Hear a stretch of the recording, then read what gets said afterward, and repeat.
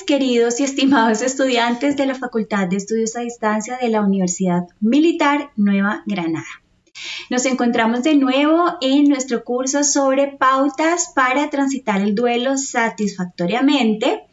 Hoy es nuestra clase número 4, ya nos vamos aproximando al final de nuestro mini curso y hoy ya pues vamos a entrar en materia pues respecto al nombre, al título de este mini curso, y es precisamente sobre qué pautas debemos seguir para superar, tramitar, transitar, elaborar, etcétera, etcétera, el duelo satisfactoriamente desde el punto de vista de la psicología, por supuesto.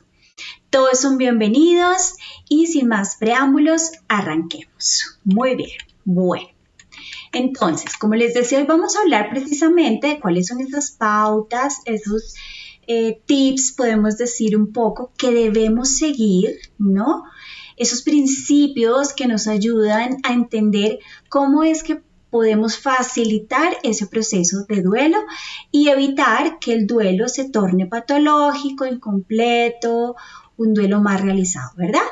Bien, entonces arranquemos por decir que para trabajar en duelo o que cualquier persona que esté en un duelo necesariamente debe o pasa o ejecuta o realiza dos tipos de actividades que son propias del duelo y que intuitivamente ocurren.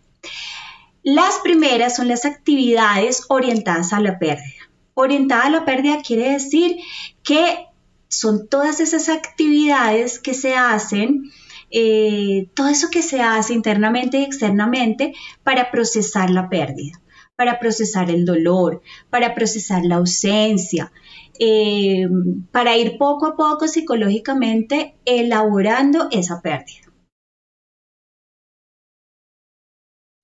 Y el segundo tipo de actividades son las actividades orientadas a la restauración. Mientras unas se enfocan en la pérdida, otras simultáneamente se orientan a la restauración. Son las acciones, todo lo que hacemos interna y externamente para irnos reorganizando y readaptando a la vida, ¿no? Desde un sentido práctico. Entonces, mientras que dentro de las actividades orientadas a la pérdida están el llorar, a lo mejor el aislarse, el sacar fotos de esa persona que a lo mejor ya no está en verlas, el recordar, el rumiar, el hablar de cómo hace falta esa persona, esa situación, eso que se perdió. En las actividades orientadas a la restauración vamos más hacia el proceso de reorganizarnos ante la vida y readaptarnos a la pérdida. Tenemos que seguir trabajando, a lo mejor hay que hacer papeleos, trámites relacionados con eso que se perdió,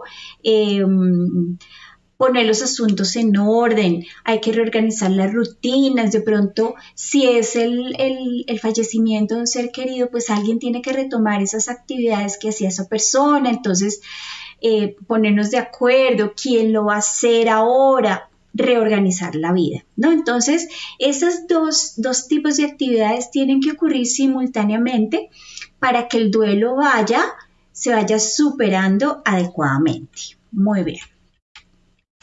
Ok, entonces, teniendo en cuenta este contexto, ¿cuáles serían las estrategias que deberíamos seguir para afrontar apropiadamente un duelo? Y recuerden que por duelo no solo estamos hablando del fallecimiento de un ser querido, que ya sabemos que eso es un duelo real, sino también cualquier otra forma de duelo, lo que llamamos un duelo simbólico, que es un despido laboral, la jubilación, todo lo que implique un cambio importante en la vida, la separación, la ruptura de una relación, ¿no? Todos esos duelos simbólicos también surten un proceso muy similar, por lo tanto, estas estrategias que les voy a dar, pues va a servir para cualquier tipo de duelo. El primero es permitirse experimentar el dolor de la pérdida. No podemos huir del dolor. Aunque el dolor, la tristeza, es un sentimiento displacentero, eso no quiere decir que sea malo. Hay una gran diferencia entre un sentimiento displacentero y un sentimiento que es malo. La tristeza es un sentimiento displacentero, pero no es malo. Es importante vivirlo, es importante experimentarlo porque ese proceso que viene con la tristeza es el que nos va ayudando a salir adelante con el duelo. Entonces, el primer tip es que la persona debe permitirse experimentar el dolor de la pérdida. Los sentimientos, las emociones, tienen un propósito adaptativo. Por lo tanto, es súper necesario experimentar todas esas emociones que acompañan a la pérdida, al duelo, para poder ir avanzando, superando el proceso adecuadamente. Por eso es que insisto que es muy importante darse un tiempo, si se quiere, ¿no? Darse un tiempo diariamente para dedicarse a experimentar el duelo, los sentimientos, los pensamientos, ¿no? Un tiempo en el día puede llegar a ser muy útil y muy terapéutico también. Ese tiempo que sea exclusivo, ¿no? 1 hora, media hora, 20 minutos, que la persona se dé el tiempo para sentir, para recordar, para extrañar, para conectar con esas emociones y, bueno, el resto del día pues continuar con sus actividades, ¿no? Ahí, como les decía, se pueden ver los dos tipos de actividades. Las actividades que son enfocadas en la recuperación y las que son enfocadas en la pérdida. Muy bien. Continuemos con la segunda pauta o el siguiente tip o pauta, ¿verdad? Dentro de las estrategias para afrontar apropiadamente un duelo. Mantener hábitos de autocuidado. Esto sí que es importante. Puede que no haya suficiente motivación, que estemos tristes, obviamente, por haber experimentado la pérdida, pero es muy importante dentro de las estrategias de autorregulación emocional mantener hábitos de autocuidado. Es decir, que la persona no se abandone por completo ante el dolor. ¿Y qué sería abandonarse? Que incluso llegue a dejar de funcionar, dejar de trabajar, dejar de bañarse, dejar de hacer las cosas de aseo fundamentales, dejar de comer, dejar de dormir. No puede pasar porque eso, recordemos que las rutinas no solo nos estructuran mental y emocionalmente, sino que también brindan una contención a nivel emocional. Son muy importantes las rutinas en la vida de los seres humanos. Entonces, cuando uno está transitando un duelo, uno debe mantener los hábitos básicos de autocuidado. Yo me paro, me baño, tiendo mi cama a pesar del dolor que estoy sintiendo, ¿no? Debe hacerse un esfuerzo adicional, por supuesto, porque cuando es algo muy doloroso, casi que la persona pierde parte de su energía vital, de su energía psíquica, pero no obstante, para facilitar ese proceso de recuperación deben mantenerse esos hábitos básicos. Dormir, comer, el aseo, ¿no?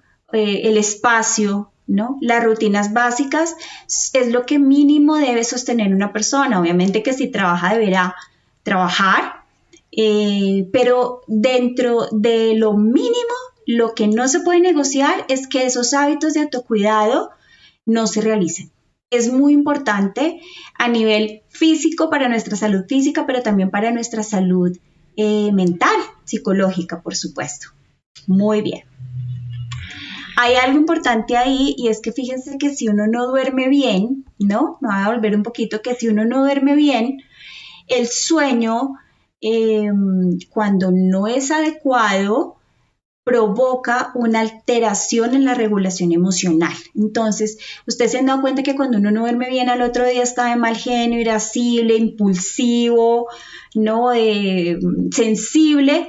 Claro, porque el no dormir bien hace que se pierda, vamos a decir, como la capacidad que tiene una parte de nuestro cerebro, que es la amígdala, que es la encargada de procesar las respuestas primarias emocionales, pierde su capacidad de respuesta adecuada y eso nos altera emocionalmente. Entonces, dentro de esos hábitos de autocuidado básicos, procurar dormir bien también es supremamente importante. Muy bien, continuemos. Dentro de esas pautas de autocuidado, vamos a hablar entonces de la alimentación. alimentarse adecuadamente. La alimentación sí que tiene una relación importante con las emociones. Pareciera que no, y a veces como que desestimamos eso, pero cosas que son importantes, por ejemplo, mantener un buen consumo de proteínas. Las proteínas tienen una sustancia que contribuye a la síntesis de un neurotransmisor que es la serotonina, que es el que se llama la hormona de la felicidad o del bienestar, ¿no? Entonces, es muy importante una buena carga de proteínas en la alimentación. Es muy importante que se tenga una dieta en lo posible saludable. Acá dice, y eso pues se ha documentado ampliamente, que las dietas que están cargadas de grasas, de alimentos salados, procesados, azúcares, están asociadas con desequilibrios emocionales. Entonces uno por lo general debe alimentarse bien, ¿verdad? Pero más si está pasando por un duelo, ¿no? Más si hay una, digamos, vulnerabilidad emocional que está presente. El consumo de frutas, verduras y pescado favorece el equilibrio de las emociones, ¿no? Entonces, dentro de las proteínas, el pescado es una proteína muy buena y muy completa que ayuda a la síntesis de la serotonina, porque son proteínas que traen triptófano, que es ese aminoácido que les cuento que ayuda a sintetizar esa hormona del bienestar o de la felicidad, que es la serotonina. Muy bien. Y el déficit de vitamina B12, si uno no come bien, pues hay ciertos déficits. Es muy común que se presente un déficit de vitamina B12 y eso repercute en problemas emocionales, en problemas de memoria. Entonces, fíjense lo importante, aunque puede ser algo completamente básico, ¿no? Fíjense en lo importante que es alimentarse adecuadamente cuando uno está en duelo. Muy bien, continuemos. Ejercicio físico y movimiento dentro de esas pautas de autocuidado. El ejercicio tiene una ventaja enorme y es que cuando uno hace ejercicio, ¿no? Unos 40 minuticos, estando agitado, es decir, que haya cierta exigencia a nuestro sistema cardiovascular, eso contribuye a generar endorfinas, o sea, esas sustancias que nos ayudan a sentirnos más autorregulados, más seguros, más en calma, y además inhibe la acción del cortisol. El cortisol es la hormona del estrés. Cuando uno está estresado, libera mucho cortisol en el organismo y eso tiene una serie de manifestaciones que son las manifestaciones que experimentamos cuando tenemos ansiedad o cuando estamos altamente estresados. Entonces, el ejercicio ayuda a que ese cortisol se mantenga inhibido, por lo tanto, no hay tanto malestar físico ni psicológico. Y hay otra cosa muy importante y es que cuando hay estrés y ansiedad, el cuerpo, bueno, fundamentalmente el cerebro está generando unas señales que le dicen a la persona que escape o luche, que son las reacciones primarias, primitivas que todos tenemos instalados en la parte más primitiva de nuestro cerebro ante algún peligro. Entonces eso es lo que busca nuestro cerebro, como que nos pongamos a salvo. Cuando uno hace ejercicio, uno le está dando una señal, digamos, uno está engañando un poco a su cerebro, diciéndole, me estoy moviendo, estoy atacando, bueno, no atacando, me estoy defendiendo, estoy escapando, estoy haciendo algo. Entonces el cerebro interpreta que ese ejercicio que está generando cierto nivel como de calor dentro del organismo, ¿no? Porque genera calor y hay movimiento, bueno, el cerebro dice no, entonces esta persona está respondiendo ante el peligro y contribuye a que se active el sistema parasimpático, es decir, ya la persona actuó, después viene un estado de calma. Entonces, fíjense lo importante que es hacer ejercicio. Mucha gente dirá, pero cuando uno está en duelo, pues ¿con qué ganas hace ejercicio? Sí, eso es verdad, pero de nuevo, yo invito a que la persona o a que todos tengamos un poquitito de fuerza psíquica, fuerza interna para hacer lo que es correcto. ¿Y qué es correcto? Bueno, seguramente no nos podemos inscribir en una maratón, pero sí podemos salir a caminar, ¿verdad? 10, 15 minuticos. Eso ayuda mucho a la autorregulación emocional. Muy bien. ¿Qué otra estrategia es importante? Mantener una rutina estable. Como les venía diciendo, las rutinas son muy importantes en el tiempo. Entonces, cuando una persona sostiene una rutina, que todos tenemos rutinas, primero genera contención emocional. Las rutinas nos dan contención y nos ayuda a estar enfocados en el día en otras actividades distintas que nos permite descansar un poco del dolor, de la tristeza, de la culpa, de todos esos sentimientos. Aunque esos sentimientos es importante experimentarlos, como les decía, el tener una rutina de actividades nos ayuda a desarrollar estrategias orientadas a la recuperación, ¿verdad? Nos ayuda a estar en el presente, nos ayuda a estar funcionando, a no perder nuestra funcionalidad y nos da esa, digamos, esa fuerza también para seguir transitando el duelo. ¿Por qué? Porque las actividades en sí mismas son motivos, son propósitos, son cosas que tenemos que hacer sí o sí. Entonces nos permiten seguir adelante como en el engranaje de la vida, ¿no? Súper importante. Muy bien. ¿Qué otra es importante? Hacer un cierre simbólico. Esto sí que es bonito. El inconsciente se mueve, digámoslo de otra forma, el inconsciente tiene un lenguaje y el lenguaje del inconsciente es los símbolos. Los símbolos, todo lo simbólico. El inconsciente es metafórico. Cuando tenemos un sueño, estamos en contacto con nuestro inconsciente y nuestro inconsciente genera una cantidad de personajes, de objetos, de situaciones que uno a veces no entiende en el sueño, pero resulta que interpretar el sueño significa encontrar el simbolismo de todos esos elementos que se dan en el sueño.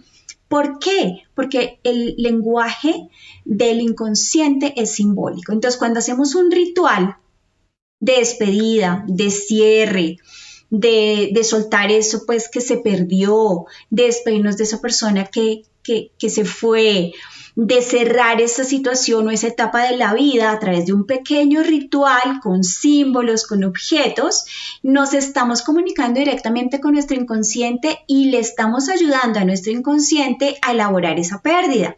Recordemos que en nuestra realidad nosotros participamos en un 5% desde la conciencia y en un 95% desde el inconsciente. Por lo tanto, es muy importante los rituales en la vida diaria porque es una comunicación que va directa a nuestro inconsciente y lo ponemos a favor de lo que queremos. Muy importante también. Muy bien. ¿Qué otra estrategia es importante? Afrontar adecuadamente el estrés psicológico que acompaña el duelo. Todo duelo genera un estrés psicológico inevitablemente. Eso sí, no podemos escapar de ese estrés psicológico. El estrés es parte de la vida. Hay dos maneras de afrontar el estrés vamos a decir que hay tres más bien estrategias para afrontar el estrés y ya les explico por qué hablamos de dos. Hay una cosa que se llama el afrontamiento activo centrado en el problema, ¿no? O sea, yo me enfoco en resolver el problema que me genera estrés. Lo que tenga que hacer, tengo que hablar con alguien, tengo que buscar información, tengo que pedir ayuda, llamar a un experto, llamar a un profesional, acudir a un médico, pedir una asesoría, ¿no? Tomar una decisión, generar un cambio. Es un afrontamiento activo que es centrado en el problema, ¿no? Esas son estrategias centradas en el problema. Lo otro es lo que llamamos el afrontamiento pasivo o centrado en la emoción. Y cuando hablamos del afrontamiento centrado en la emoción, es todo lo que nos ayuda a autorregularnos emocionalmente. Porque el estrés, o más bien el problema, genera un estrés, un nivel de estrés, que además también tiene un impacto a nivel emocional. Entonces yo tengo rabia, estoy triste, estoy preocupado, estoy angustiado, ¿no? Tengo miedo que pase algo malo, etcétera, etcétera. Las estrategias de afrontamiento pasivo significan que no estoy actuando sobre el problema, sino estoy buscando estrategias para manejar esas emociones. Para que la emoción no me invada, para que la emoción no me anule, para que la emoción no me desborde, sino para autorregularme ante lo que emocionalmente me genera ese problema. Y el tercer tipo de estrategias son las estrategias o el afrontamiento de evitación. ¿Qué es el afrontamiento de evitación? Todo aquello que hace que yo me haga loco, un poco.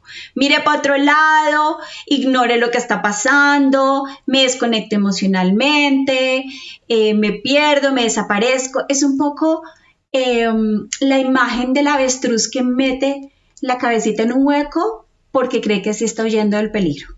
Esas son las estrategias de evitación, ¿no? Todo lo que hace que yo evite la situación para no percibir el malestar psicológico, ¿sí?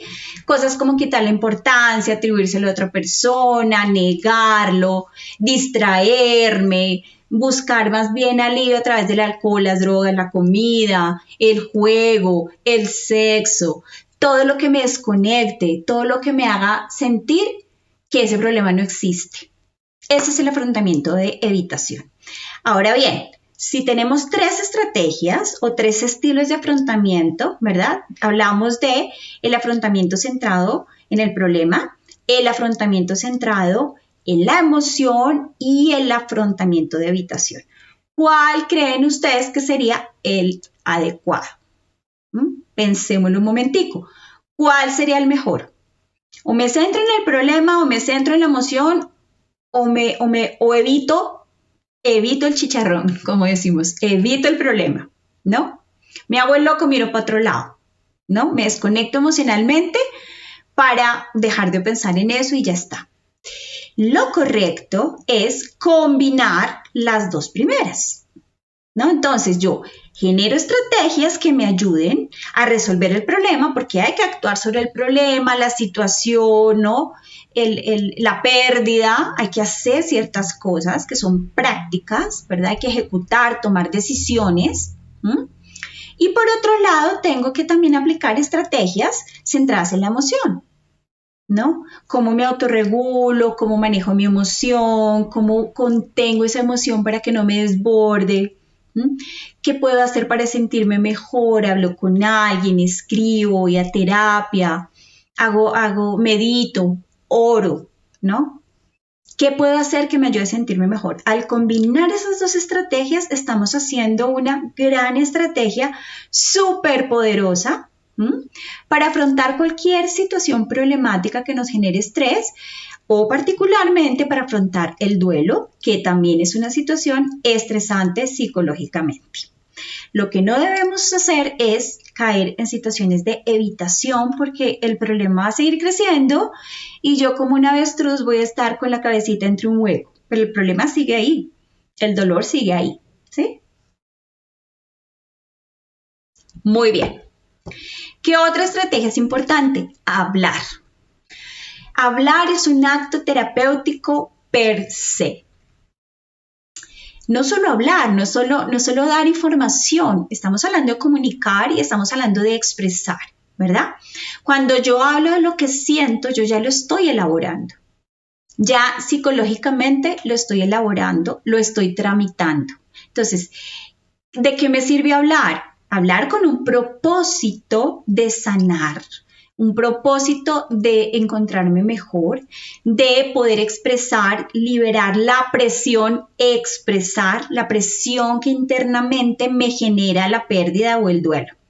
Entonces eso me ayuda a elaborar, a disminuir el estrés emocional, a replantear las cosas, como a redefinirlas, verlas a través del diálogo con el otro desde un enfoque distinto y además nos ayuda a fortalecer nuestra red de apoyo porque yo hablo con alguien querido, con un amigo, con un familiar, con alguien en quien confíe o en su defecto con un terapeuta.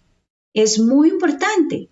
Hablar es un acto profundamente terapéutico que podemos aplicar en toda la vida. Cuando nosotros le contamos nuestras dificultades a alguien en quien confiamos de buen criterio, nuestras cargas se alivian una cantidad, ¿no? En lo material, en lo concreto y en lo subjetivo también, ¿no? En lo afectivo y en lo emocional. Entonces, muy importante. ¿Qué otro es importante? Activar nuestra red de apoyo. La red de apoyo es un aspecto, un factor muy importante en la vida de cualquier ser humano. Esas relaciones que tenemos con nuestro entorno, con nuestra familia, nuestros amigos, nuestra pareja, nuestros compañeros de trabajo, con otros profesionales que me pueden ayudar, toda esa red, ¿no? Me ayuda a poder gestionar mis propias necesidades en el marco del duelo. ¿Qué necesito? Necesito apoyo de quién, necesito hablar con quién, necesito que me acompañe quién, necesito pedir la asesoría de quién, necesito a alguien que me ayude a tramitar qué situación. Muchas personas hay a nuestro alrededor que nos pueden brindar la posibilidad de resolver una necesidad porque forman parte de nuestra red de apoyo. ¿Cuáles son las funciones de red de apoyo? Precisamente emocionales, o sea, nuestra red de personas, nuestro círculo de personas queridas en quien confiamos, tienen una función emocional, instrumental en cosas prácticas, ¿no? Desde alguien que me preste dinero, alguien que me lleve a alguna parte, alguien que me cuide a mi hijo mientras hago una vuelta, un trámite, etcétera. Cognitivos, porque yo puedo hablar e intercambiar conocimientos, impresiones de la vida y materiales, ¿no? Lo que sea necesario, ¿no? Como, oye, me facilitas tu carro, lo que les decía, no me prestas dinero. Todo eso que es parte de la vida cotidiana va conformando una red que es muy importante y esa red puede ser muchísimo más amplia porque no podemos desconocer también que dentro de esa red está la comunidad, la sociedad, las instituciones del Estado, todas esas instituciones que están al servicio de los ciudadanos para apoyar, para orientar, para acompañar, un subsidio. Todo eso es parte de la red de apoyo. Uno generalmente piensa que su red de apoyo solo son los seres queridos, pero las instituciones que nos rodean, que tienen un propósito, un servicio a la ciudadanía, también se deben identificar, investigar, reconocer y entender cómo me pueden ayudar a mí dentro de mi proceso de duelo y para cualquier problema o dificultad que tenga en la vida. Entonces, muy importante activar la red de apoyo. Y finalmente, que el tiempo se nos fue volando, yo creo que este es un aspecto también de gran relevancia a la hora de entender cómo afrontar apropiadamente un duelo y es entender que el duelo es un proceso. Es un proceso, no es un estado. Si fuese un estado nos quedaríamos en duelo por el resto de la vida. Es un proceso y como todo proceso tiene un principio y tiene un final. Eso quiere decir, y es muy importante tenerlo presente, que en las primeras etapas seguramente es más desafiante. En las últimas etapas es más llevadero, es más fácil, se va resolviendo, el propio proceso nos va llevando. Tenemos que también confiar en el proceso y permitir que el proceso casi que intuitivamente nos vaya llevando a la salida, ¿no? En ese proceso que tenemos que ser muy amorosos con nosotros y con nuestros seres queridos, pacientes, tolerantes. Uno no está funcionando al 100% cuando está en un duelo, independientemente del duelo que sea. Entonces es entender que estamos en una etapa transitoria que va a terminar y en la cual a lo mejor no vamos a estar al 100% de nuestras capacidades. Es muy importante tener esa conciencia y mantener un nivel de funcionamiento adecuado, pero entender que este proceso, que puede ser, como les decía, inicialmente muy doloroso, va a terminar. Se va a terminar y vamos a salir al otro lado, a lo mejor con más capacidades, con más habilidades, ¿no? Y habiendo superado la parte crítica del duelo, que es toda esa etapa inicial en la que es tan retadora, ¿verdad?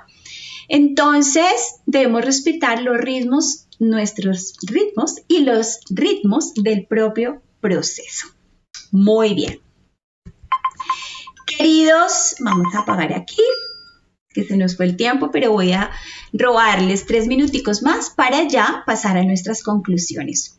Esta era como la pulpita, ¿no? Esta clase es la pulpita de nuestro mini curso y la siguiente clase también es parte de esa pulpita porque vamos a hablar respecto a cómo acompaño a alguien que está en duelo, ¿no? Así como esto me ayuda a entenderlo para mí y también para otros, pues vamos a tener otros lineamientos para entender cómo acompaño a un ser querido que está pasando por un duelo. Bien, para concluir, hablamos de que el trabajo de duelo tiene 2 tipos de actividades, que son actividades orientadas a la pérdida y orientadas a la restauración. ¿Cuáles son las estrategias para afrontar apropiadamente un duelo? Entonces, las vamos a simplemente mencionar porque ya las expliqué ampliamente. Permitirse experimentar el dolor de la pérdida, mantener hábitos de autocuidado, hacer un cierre simbólico, un pequeño ritual si es posible, afrontar adecuadamente el estrés psicológico que acompaña el duelo, que para eso hablamos de las estrategias de afrontamiento. La siguiente es hablar, comunicar, expresar tanto como se necesite, hablar, no encerrarnos. Activar esa red de apoyo tan importante y entender que el duelo sí o sí es un proceso y como tal tiene un principio y un final. Muy bien. ¿Qué otras conclusiones? Dentro de los hábitos de autocuidado es muy importante alimentarnos adecuadamente, ya lo hablamos, hacer ejercicio físico con todas las ventajas que eso trae y mantener una rutina estable. También hablamos que la mejor estrategia de afrontamiento del estrés psicológico que deriva del duelo sería hacer una combinación de estrategias orientadas a la situación, a actuar sobre la situación y estrategias orientadas a la autorregulación emocional. Muy bien. También decíamos que la red de apoyo es el conjunto de relaciones que integran a la persona con su entorno social y que le vinculan con personas con quienes se establecen relaciones de mutuo apoyo para resolver necesidades. Esa es la red de apoyo. Los que nos conectan con nuestro entorno social, esas personas queridas, importantes, valiosas para nosotros y más ampliamente la comunidad, incluso el Estado con todas las instituciones que brindan servicios a los ciudadanos. Y tener siempre presente que el duelo es un proceso y como tal tiene un comienzo y un final, como esta clase que ya se nos acabó. Eso es lo que les quería compartir el día de hoy, queridos estudiantes. Espero que les haya gustado mucho la información, que les sea útil realmente. Y nos estaremos viendo entonces en nuestra siguiente y última clase con la compañía o la presencia de un experto invitado en duelo que nos va a dar más información de gran valor para poder aprender a transitar y tramitar adecuadamente el duelo. Así que nos vemos en nuestra siguiente clase. Chao, chao.